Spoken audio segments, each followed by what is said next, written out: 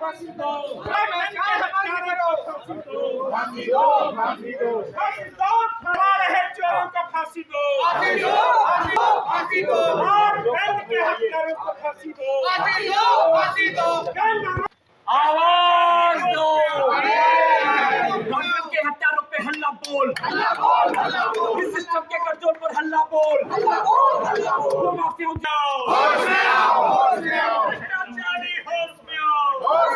अपराधियों पे कोई अंकुश नहीं लगा पा रही, हम लोग सुरक्षित नहीं, वकील सुरक्षित नहीं, पत्रकार सुरक्षित नहीं, तो क्या होगा। इस तरीके से हम मुख्यमंत्री महोदय से मांग कर रहे हैं कि मृतक जो है उनकी पत्नी को 1 करोड़ रुपए तत्काल मुहैया कराया जाए और अपराधियों की तत्काल गिरफ्तारी सुनिश्चित की जाए और विवेचना जो है बहुत ही गुण दोष के आधार पर सुनिश्चित की जाए। कोई निर्दोष जेल ना जाए, दोषी कोई छूटने न पड़े। ये मांग हम उत्तर प्रदेश शासन से आपके माध्यम से भेज रहे हैं। मांग पर जी भैया, भारतीय उद्योग व्यापार मंडल और हमारे जितने अन्य विप्र संगठन हैं, राष्ट्रवादी ब्राह्मण समाज, भगवान परशुराम ब्राह्मण सेवा संस्थान, इन सब ने आज बार एसोसिएशन के साथ मिलकर ये संयुक्त रूप से ज्ञापन दिया है। और हम लोगों की मांग है जो हम लोग माननीय मुख्यमंत्री जी से कर रहे हैं, इसमें इतना तो इम्प्रूव हो गया कि हमारे सिस्टम में ही कुछ लोगों ने छेद कर रखे हैं और सिस्टम के लोग सिस्टमिक फेल्योर करने में लगे। और पत्रकारों की खबरों से संज्ञान में आया है कि यहाँ पर भू माफियाओं को संरक्षण सिस्टम के लोग दे रहे हैं और जो जमीन की खरीद फरोख्त सीतापुर में होती है उसमें सीतापुर के जिला प्रशासन के कुछ लोग और पुलिस प्रशासन के लोगों की पत्ती होती है। तो हमारी जिलाधिकारी के माध्यम से माननीय मुख्यमंत्री जी से मांग है कि आज तहसील महोली पे उंगली उठी है, उनके सभी लोगों पे जिन पे उंगली उठी है निष्पक्ष एक जांच करा ली जाए, जिससे जनता को अपने प्रशासन पे पूरा भरोसा हो। और बाकी जो मांग है हम लोगों की पूरी कॉमन है। हम चाहते हैं कि माननीय मुख्यमंत्री महोदय जो है उस परिवार की शिक्षा जो बच्चों की है, उनके वृद्ध माता पिता हैं, उनकी इलाज की व्यवस्था, स्वास्थ्य की व्यवस्था और इसके अलावा उसकी पत्नी को नौकरी देने की व्यवस्था, ये सब करे। और अगर खुलासा ये नहीं होता है 24-48 घंटे में, तो सारे व्यापार मंडल, किसान संगठन, संगठित मजदूर संघ, बार एसोसिएशन सीतापुर बंद का कॉल करेगा। पहले हम लोग 24 घंटे की बैठक में बात हुई थी, फिर आज तय हुआ सब लोगों का 48 घंटे में अगर खुलासा नहीं होता है तो हम लोग सीतापुर बंद का आह्वान करेंगे। हम लोग संवैधानिक तरीके से अपना प्रोटेस्ट करेंगे। तो ये हम लोगों की आशीष भैया, आशीष भैया, आवाज दो, आवाज दो, थैंक यू।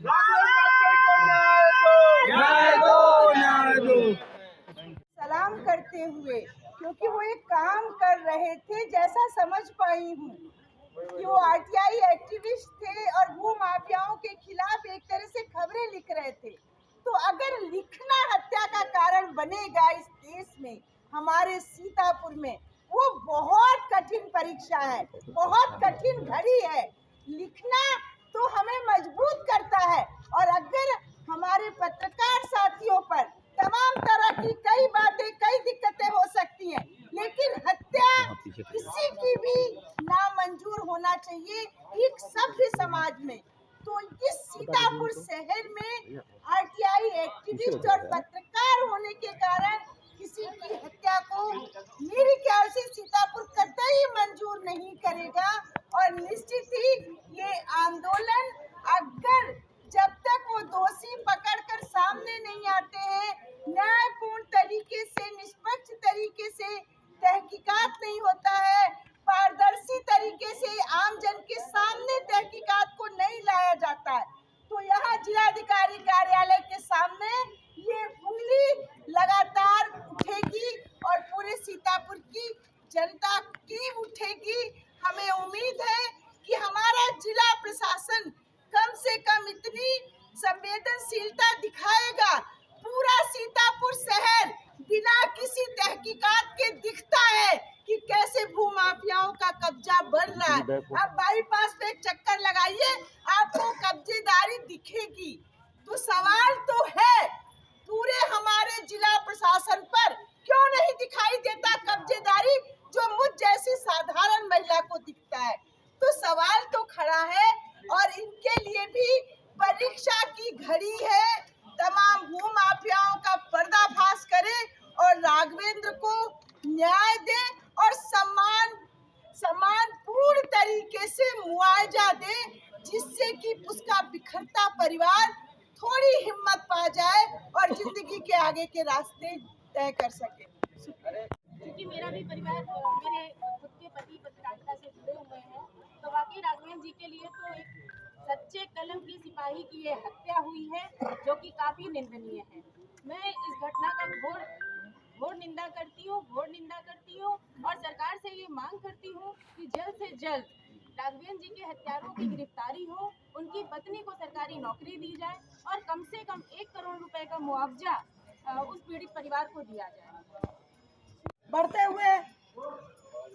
हुए अन्याय को और जो है पत्रकार हमारा जो नौजवान था 30-32 साल की उम्र में अष्टपुष्ट अपनी वीरता को आगे दिखाता है, सरकारी मुलाजिमों पर उंगली उठाता है कि यहाँ पे भ्रष्टाचार हो रहा, 3 अधिकारी तहसीलदार इसमें फंस रहे हैं। उन्हीं लोगों की साजिश से हमारे पत्रकार भाई की निर्मम हत्या हुई है, जो CCTV फुटेज में आई है। मगर हमारा पुलिस प्रशासन, हमारे DM साहब उसके हत्यारों को गिरफ्तार नहीं कर रहे हैं, जबकि CCTV कैमरे में फुटेज सामने आ रही है कि पत्रकार की हत्या किसने की है।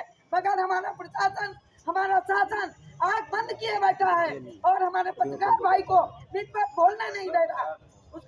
उसकी पत्नी को सरकारी नौकरी और अच्छा मुआवजा देने की, ताकि पत्रकार को न्याय मिल सके। मैं साथ ही प्रशासन उत्तर प्रदेश से इस बात का निवेदन करूंगा कि जो ये जघन्य अपराध हुआ है, जिन पर सीतापुर में सच उजागर करने वाले पत्रकार साथी की दिलदारे हत्या कर दी गई और जिला प्रशासन इस पर कोई भी ठोस कार्रवाई नहीं कर पा रहा है। मैं बताना चाहूँगा अविलंब इस प्रकरण में ठोस एवं प्रभावी कार्रवाई सहयोग करेंगे।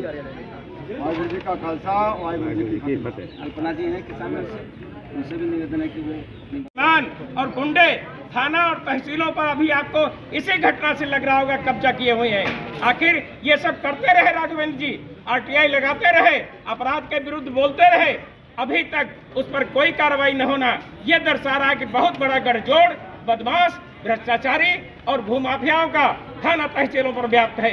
इस घटना से सरकार को सबक लेना चाहिए। हम लोग इस घटना से सोच रहे हैं कि राम राज्य है कहाँ। हम तो ये ढूंढ रहे हैं राम राज्य कहाँ चला गया, जब मेरे देश का एक सामान्य नागरिक सुरक्षित नहीं है, बात पत्रकार की नहीं है। हमारे शहर, गांव, जिला, देश में अगर एक नागरिक भी मारा जाएगा तो इसी तरीके से आंदोलन को गति हम लोग देंगे, अन्याय को बख्शा न जाए। इसलिए संघर्ष हमारे जन आंदोलन जारी रहेंगे। जय हिंद, जय भारत।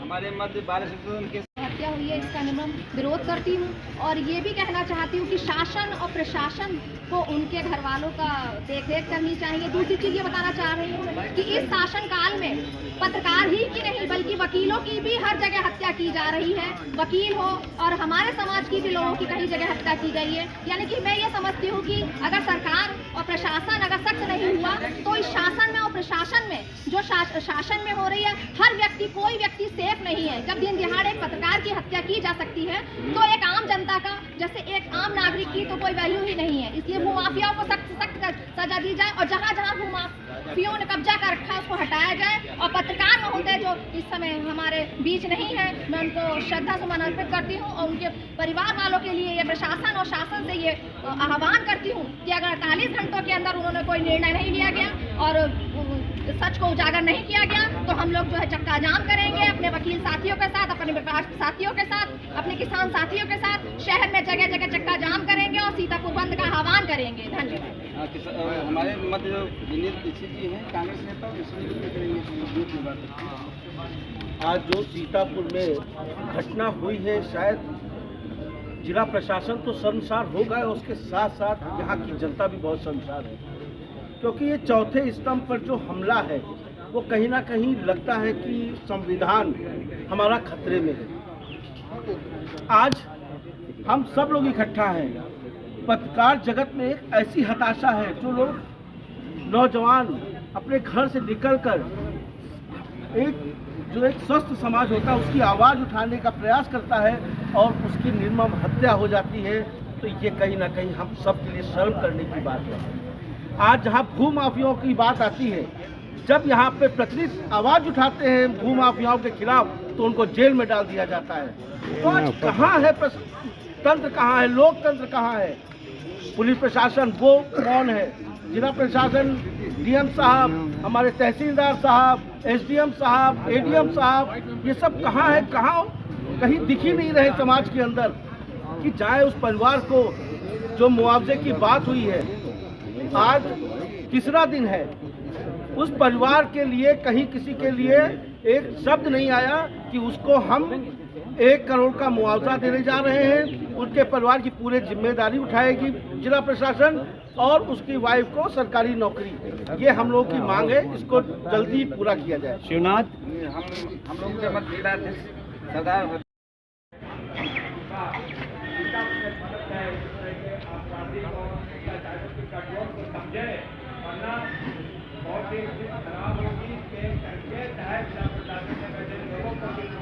चाहिए